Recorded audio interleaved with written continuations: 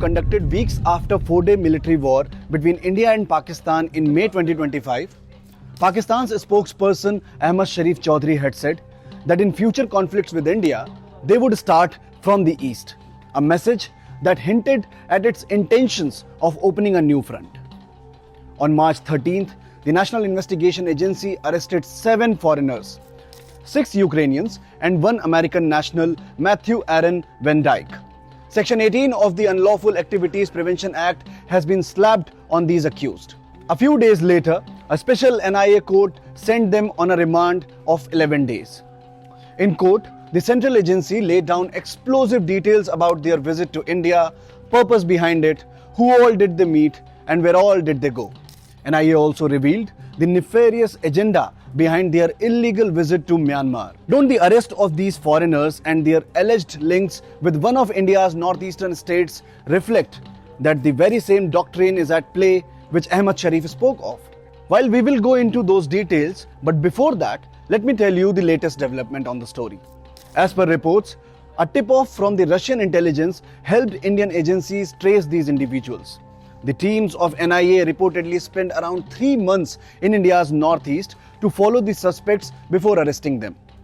3 Ukrainians each were arrested from Lucknow and Delhi airports respectively, while the American national was picked up from the Kolkata airport. Soon after, Ukraine has registered its protest over the arrest of its citizens who were all war veterans, ruling out their involvement in any anti-India activity. Ukraine describes its citizens entering restricted access zones merely as an unintentional violation of the law. It claims that it hasn't received any official notification from the competent authorities of India regarding their detention. Government officials maintain that due procedures are being followed. What do we know about the American national? Matthew Aaron VanDyke describes himself as someone who has been a part of armed conflicts in Libya and Syria, a war correspondent, a filmmaker, and founder of Sons of Liberty International, a group allegedly involved in training of groups fighting the so-called authoritarian regimes. NIA has also traced a social media account allegedly linked to VanDyke. In those posts, he claims to run covert operations across the world. One such post read, and I quote, "To the leaders of Venezuela, Burma, that is Myanmar, Iran and other authoritarian regimes, we are coming for you. Russia, we are coming for you as well." VanDyke has also reportedly spent time with rebels who were preparing to fight against Gaddafi.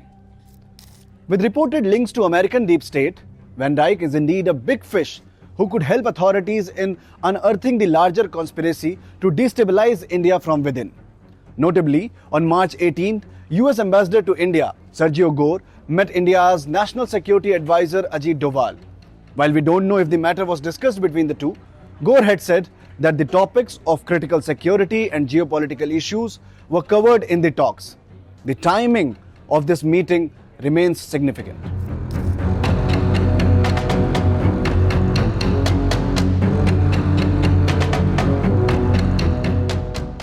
While producing them before the court seeking their remand, NIA laid down chilling details of their detour. As per NIA, these 7 suspects had entered India on tourist visas. Then, without obtaining the mandatory restricted area permit, they travelled to Mizoram.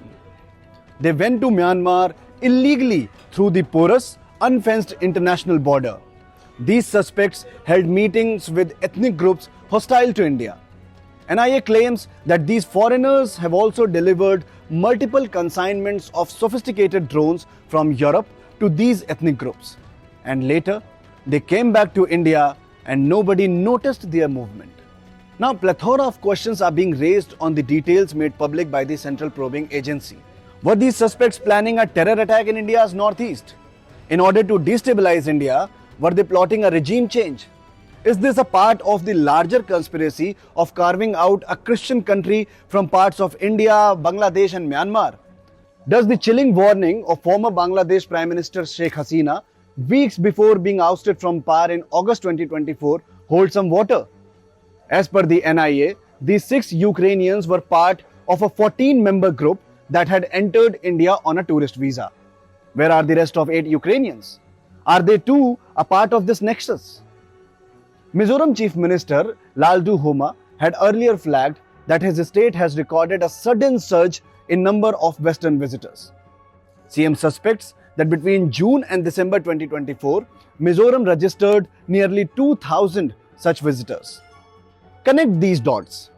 Don't they hint that India's northeast, which is already vulnerable given its long history of unrest and insurgencies, is once again clearly on the radar of anti-Bharat forces?